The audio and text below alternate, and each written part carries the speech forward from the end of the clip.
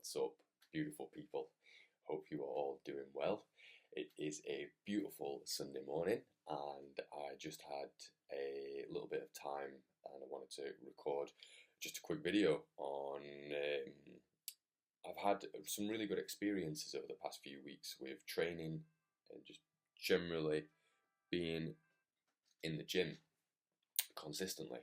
So I thought that it'd be a really nice time to go over some of the things that I think are really, really beneficial for committing to a training program and generally spending some time in the gym. Like, I'm going to be a little bit biased, but I think that there's a lot more to offer than what a lot of people think you get out of being in the gym. So, first and foremost, I think that a lot of people feel like you need to be a disciplined person in order to stick to the gym or to stick to anything, really. But I feel like what they don't understand or they don't realize is that it's actually the other way around. It's like discipline itself is like a muscle that lives inside your brain. And the only way that you can exercise it is by doing the reps. So it's the same as like, brushing your teeth, making your bed. They're really small actions that you do on a daily basis that you maybe don't think about doing, but you are disciplined if you do those things every day, even if it's a small amount of discipline. So like going to the gym 3 times a week, 4 times a week, maybe 5 times a week if you're not going too intense. By doing that consistently, going for a walk every day, you will build that discipline over a long period of time. And I think that realizing that at the start and knowing that it's kind of going to be a little bit difficult, don't expect to just walk into the gym and all of a sudden be able to spring out of bed a little bit earlier or divert away from home after you've been doing what you've been doing for the day to go and spend time in the gym putting work in. And it's going to be like super fun and exciting. Like for some people, like me, it is, but I'm just a little bit crazy and weird. But I think understanding that it's going to take a little bit of time, but it is worth it and it builds patience and discipline as you go through. I think the second thing that's super important is the relationship that you start to build with yourself, like in your mind and in your body. I think there is something a little bit spiritual about it as well, like, the whole taking time for yourself, building yourself, going through, challenges, difficulties, pain, in the workout and for a few days after, depending on your training. There is something that's sort of like it forges your character a little bit. Like I said, you've got that perseverance, you've got that consistency, you've got that discipline, and I think that you generally only find those characteristics being able to be built in some form of physical activity.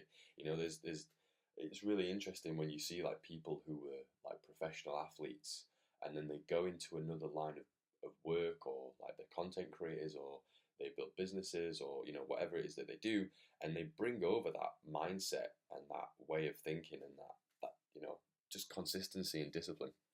And it's really cool that you can build that very slowly by just basically working out. And I think also as well, like it's quite stimulating because you have to learn. Like you have to learn what movements to do, in what order to do them. You have to learn about nutrition and rest and sleep and stress and how all of those things ultimately play into the results that you get. So for me, it's like another area that you can find an interest in that's outside of just like work and home life. It's this third place.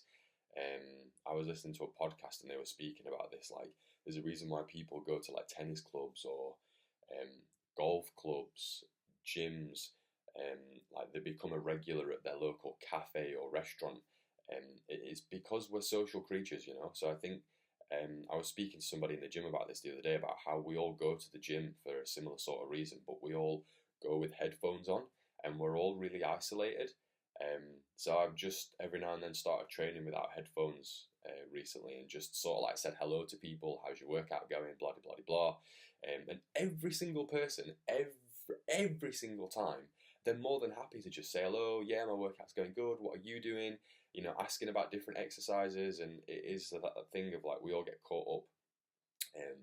But yeah, I think that there's generally a lot to be said for like learning about your body and going through that sort of challenge and figuring out like it's like a project that you're working on, and then also having that social aspect of it as well, because you never know who you're going to meet. You know, ultimately everybody that goes to a gym, we are on somewhat of a similar trajectory because we are all there to try and improve ourselves. So it's always worth, I feel like, just taking your headphones off, even if it's just in between your set. You know, just hang out for a little bit and give somebody a nod. You know, don't be shy. Most people that go to the gym are pretty cool. I'd say next one is pretty fucking obvious, but like just it's good for you to be fit and healthy and a little bit stronger. The amount of research that has come out over like the past, I don't know, probably 20 years, where they can look at the amount of lean muscle mass that's on your body and basically say that that's such a contributing factor to the likelihood of you having any sort of, especially like cardiac disease, even like brain health, because you know when you're in the gym, you are working on coordination and balance, and all of that type of stuff is really good for your brain in terms of like Alzheimer's and dementia and stuff. So like don't think that going to the gym is only like, you know, for the next 6 to 12 months. If you can turn it into like the whole lifestyle thing that people talk about, you know, people that have exercised all through their life, when they get to like their 80s, they can still exercise. Whereas if you've never exercised before, you get to your 80s, sometimes it's a struggle to even walk. Now, the difference in struggling to walk compared to being able to still go to the gym and lift weights or do yoga or go swimming or hiking, like that's the kind of 80-year-old that I want to be. So I think that, you know, understanding that stuff in like your 20s, 30s, 40s, 50s, 60s, 70s, and having time to delay that onset of age, because you know it's coming, is a super important thing.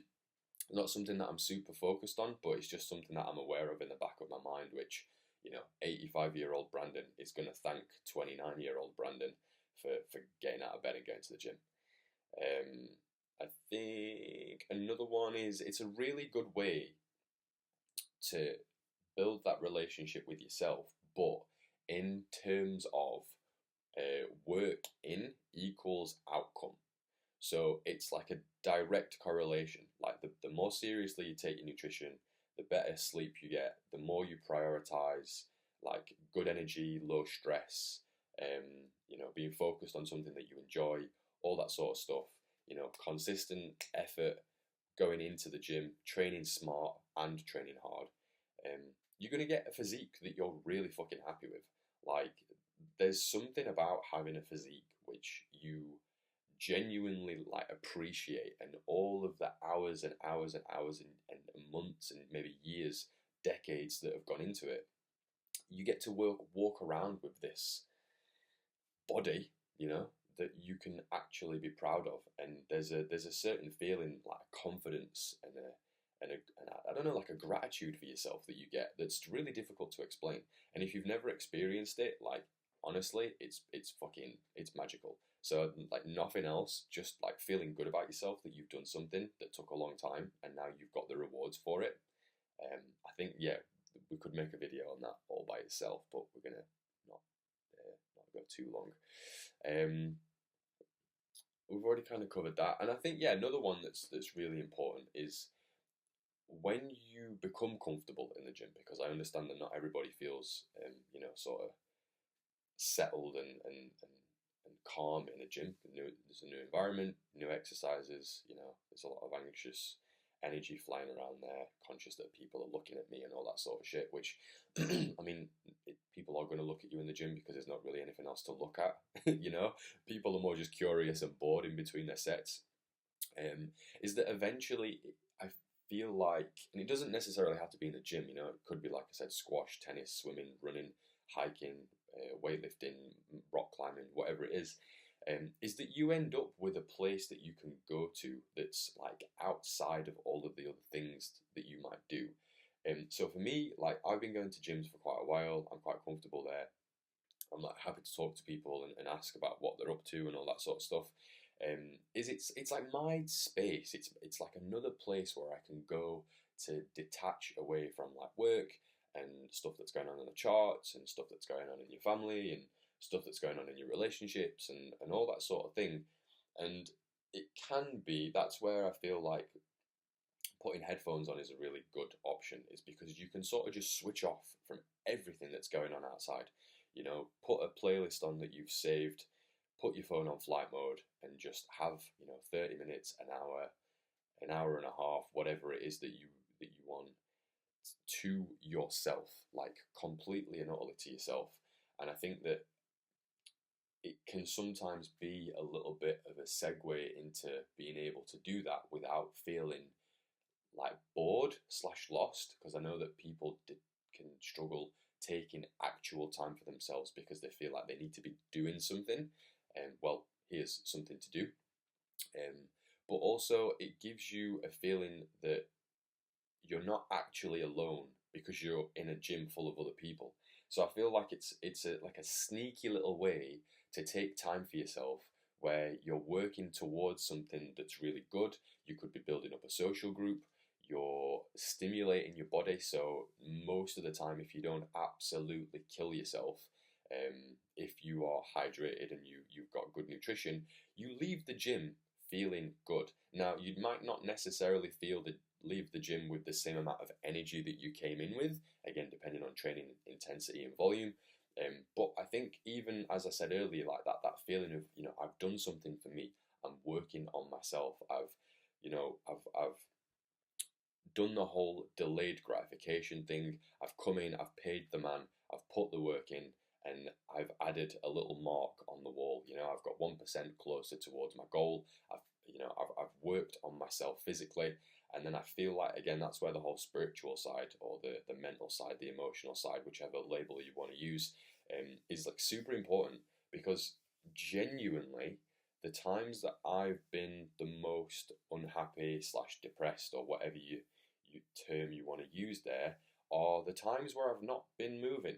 I've not really been outside. I've not really been exercising. I've not been, looking after my food. I've kind of had a complete lack of sleep schedule. I've had nothing to aim towards.